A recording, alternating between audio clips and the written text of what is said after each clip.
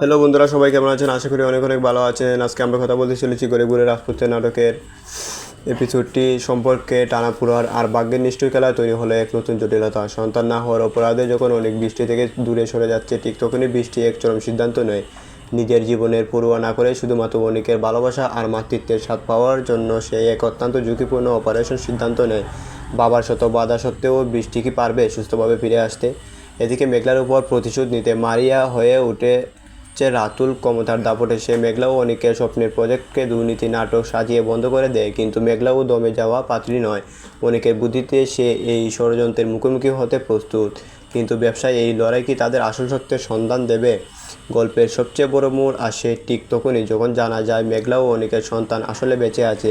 সে সন্তানকে তারা মৃত ভেবে দিনের পর দিন কেঁদে চলেছে। সেই সন্তানকে ঘিরেই লুকিয়ে আছে এক বিরাট রহস্য। বৃষ্টি অপারেশনের আগে এই সত্যটি অনেককে জানাতে চাইলেও আইনি ঝামেলা আর বিপদের ভয়ে তার পরিবারকে তাকে আটকে দেয়।